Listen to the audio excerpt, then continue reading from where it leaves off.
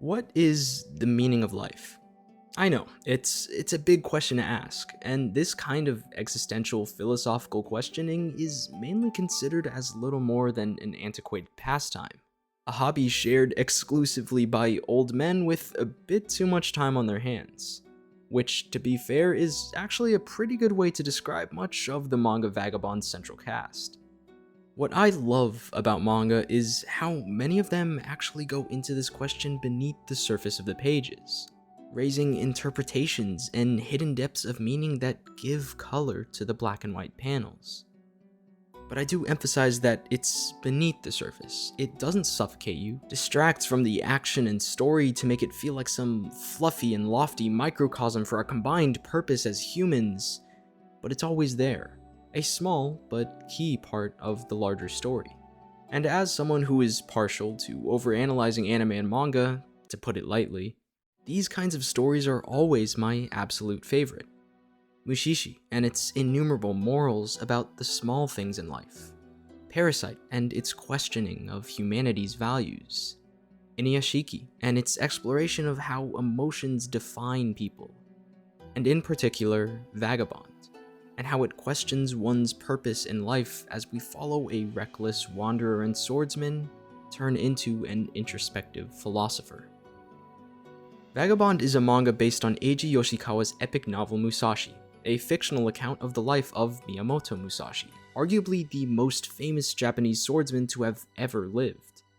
But more so than being just a swordsman, perhaps being what Western cultures would dub as a Renaissance man, Miyamoto was also revered in his later life for his ink painting, calligraphy, philosophy, and writing.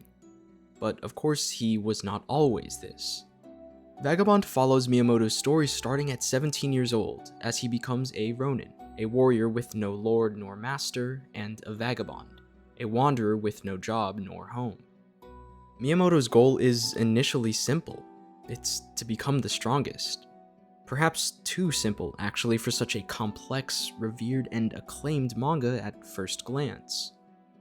But as Miyamoto continues on his travels and finds that he's just a small part of this larger world, along the way through his encounters with samurai and swordsmen of unparalleled strength, we learn that mastering the art of swordsmanship and becoming strong can only be done after abandoning those shallow ideas of power and exploring the greatest depths of philosophy and introspection.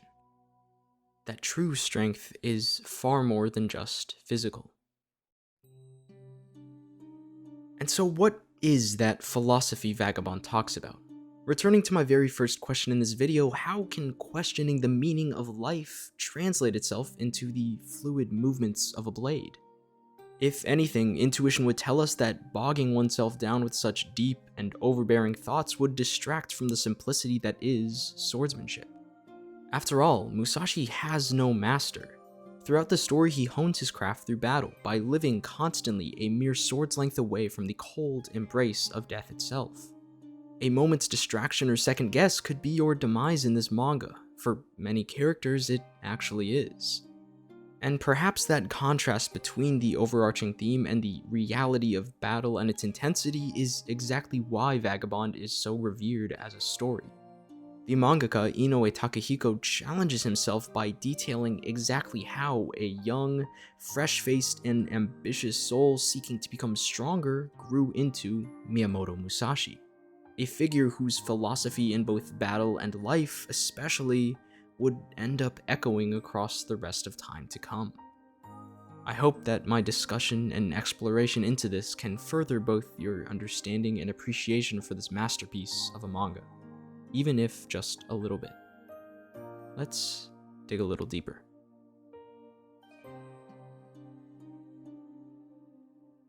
Because Vagabond is a largely fictional retelling of Miyamoto Musashi's story, it's important to understand the truthful aspects that it all, of course, came from. Most of Musashi's legacy has been preserved in two of the books he authored in the final years of his life, the Book of Five Rings and The Path of Aloneness. Now, the Book of Five Rings mainly deals with actual swordsmanship, the Niten Ichiryu style that he became famous for, a unique double-bladed swordsmanship that allowed him to go undefeated his whole life in duels. And going through this book is tiring. It's split into 5 books, actually, that of Earth, Water, Fire, Wind, and the Void. The Book of Earth spends its time discussing swordsmanship and leadership in terms of building a house, a process almost as interesting as watching paint dry. The Book of Fire talks about timing in battle, Water talks about basic techniques, Wind seems to just be Musashi's roast session of a number of different sword styles that aren't his own, and the Void talks about his mindset for life and everything. I think now I get why I read manga over this stuff. I found the Path of Aloneness far more interesting than the Book of Five Rings, because as implied in its title, I felt a very strong connection between the presets listed in this book and the path Musashi takes in the story of Vagabond itself. Be detached from desire. Never be saddened by separation. Be indifferent to where you live. There's plenty that you can see in Musashi's character based on this historical evidence. In the story, he's always different from other people, be it because of his deep-rooted animalistic rage that scares the common folk, or his unpredictability in battle against rigid swordsmen. But on this long list from the Path of Aloneness, there was one specific preset that I felt resonated very strongly with the larger idea that Vagabond tries to invoke through Musashi's story. Think lightly of yourself and deeply of the world. Musashi finds himself humbled constantly throughout Vagabond. He gets his ass handed to him a couple times, and sometimes he loses before the fight even starts. And what is very interesting is that though Musashi always comes back to the opponent he loses to and, well, wins, he never really trains. Or at least in the technical sense of the word. The time that other manga spend watching a character learn specific new techniques or get weapon upgrades, Vagabond instead invests in Miyamoto wandering through nature simply in his own thoughts.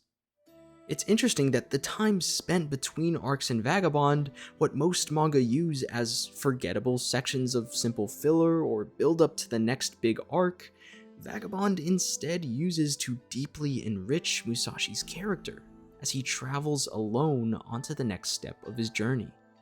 But now, why do the readers just accept that Musashi continues to get naturally stronger and is able to beat enemies on the next try without any concrete evidence of him getting stronger? Why does it work in Vagabond? Vagabond doesn't spend all this time watching Musashi do strength training or learn new techniques because when looking at the story overall, the physical is not what manifested Miyamoto Musashi, the renowned philosopher and swordsman. It's his principle and beliefs about life that still remain to this day. This isn't to say that we never see Musashi adapt in battle or get stronger, of course, but the story is very purposefully left open-ended in almost every way. After returning to Battle Inshun, aside from sitting under a waterfall for a while, little is known about how Musashi's time spent in the wild allowed him to grow as a fighter and a person. If you were to describe how Musashi was different when rematching the Yoshioka clan 1 year apart in manga time, aside from fighting a couple strong guys along the way, most of whom weren't actually even swordsmen, there's not much to note physically aside from a couple extra scars on his face and a bit more hair on his head. But it is obvious to tell that he's a completely changed man between these events, from the beginning compared to the end of the story, and it's because of how he thinks and how he acts.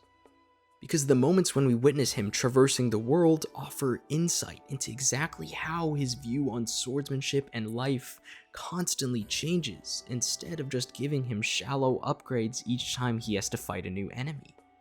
Coming back to that quote earlier, think lightly of yourself and deeply of the world, it's actually used by Takahiko, but phrased in a much more poetic way, I think, and one that is befitting when describing Musashi's travels across Japan.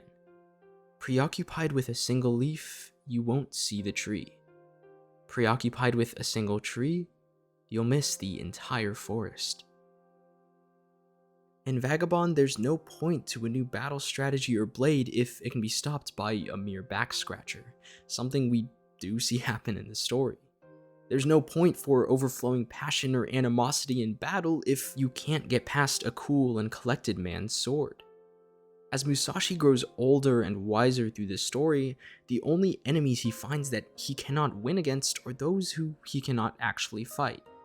Old former swordsmen who make him realize that when everything is long gone and time has passed as your body deteriorates, all you have left at the end of the road is your mind. Musashi comes to realize he's nothing compared to these men wise beyond his comprehension. Nothing compared to the forces of nature itself. Nothing the moment a blade ends up inevitably slicing his neck and he's nothing more than food for the vultures.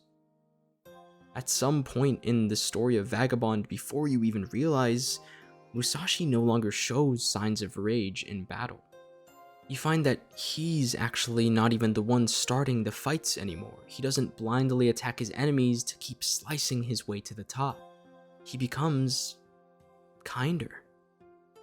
He isn't necessarily in the pursuit of being kinder per se, but it all comes back to the idea of the path of aloneness. What Musashi learns from these men is that he is simply one small part of all that exists, and the path of aloneness, life itself, means disregarding unnecessary technique, rage, beliefs, but also understanding that once you leave all that behind, amidst everything that exists, nature, people, swords, death, you are nothing. Finding the strength within yourself to admit this is what Musashi realizes, and what allows him to let go of his preconceived ideas of battle and the ferocity needed to continue in life. What formed Miyamoto Musashi, what formed his heart. After all truly strong people are kind. It's been a while since I made a video, and if you've made it this far, thank you for watching. I've got a lot planned for 2022, and I'm excited to really get back into it. And as always, this has been the Anime Culture Corner. I hope you enjoyed the video. Don't forget to like and subscribe for future in-depth show, manga, and character analyses.